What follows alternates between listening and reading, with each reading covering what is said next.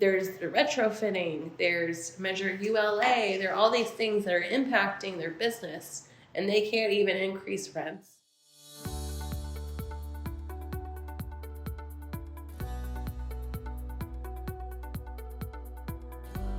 So they own a few multifamily properties in the city of Los Angeles. And they wanted to just dip their toe in and just test the waters with their smaller property that they had free and clear. So we started there so they could kind of feel us out, and we could kind of, see if we were a good fit for them. They had had the properties in the family for 40 plus years. They were tired of the increase in legislation. There's the retrofitting, there's measured ULA, there are all these things that are impacting their business. This was the end of 2022 and the market had begun to shift. Luckily, Elaine specializes in that market and knew who the top buyers might be. So within 2 weeks of our marketing, we were able to procure 3 solid offers. One of the offers ultimately stepped up, really short due diligence, released money after contingencies were removed, and made them feel secure that the down leg is going to close so we can essentially go shopping for their next deal. The challenges we faced in selling their property was the state of the market. They had an underperforming asset. We found them a great performing asset. Initially they thought they would do a QSR, a quick service restaurant, and it was a very interesting process for both of us because in identifying properties, the capital market is also going crazy. So even getting a small loan to buy a Starbucks in Rhode Island wasn't going to be possible because it cost too much money. So we had to pivot to an all-cash offer.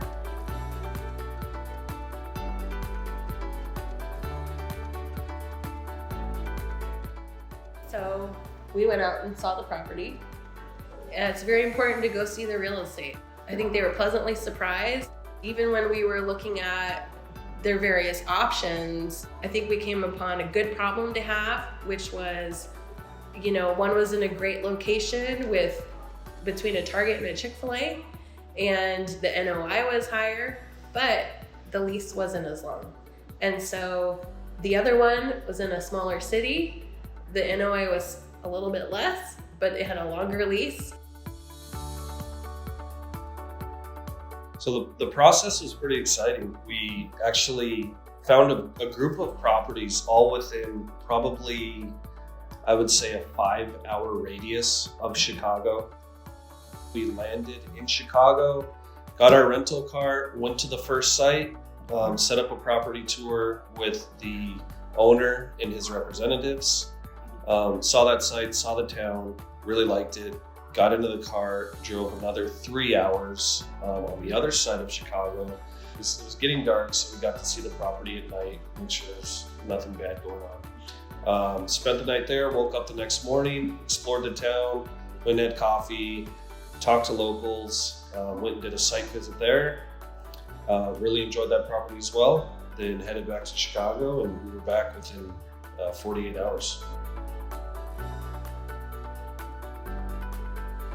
When we got to Chicago, we saw the number 2 property first. So we went and saw their second choice. And they were so ecstatic after driving around. They beat us to the town, first of all, and they drove around to look at the houses, to look at the market. They were very excited. They were so excited, they didn't even want to go see their number 1 pick. And we were kind of like, whoa, we're here. We should go see it. Got back to Los Angeles the next day around noon. We had a conversation, and they told us which one they ultimately picked, which kind of surprised me, but it was really a toss-up because they were all great properties. So I think we did a successful job in finding them a good 1031 exchange. And so when you have a property, with a strong corporate back guarantee, we even gave them the tenant credit rating report, and they studied that to see what grades the tenants got. So they were looking at the quality of the tenant, they were looking at the number of franchisees an operator had, they were really getting educated in finding a good tenant for what they bought next. And so a single tenant in a triple net property is a whole different ballgame compared to an apartment complex in Los Angeles, for sure.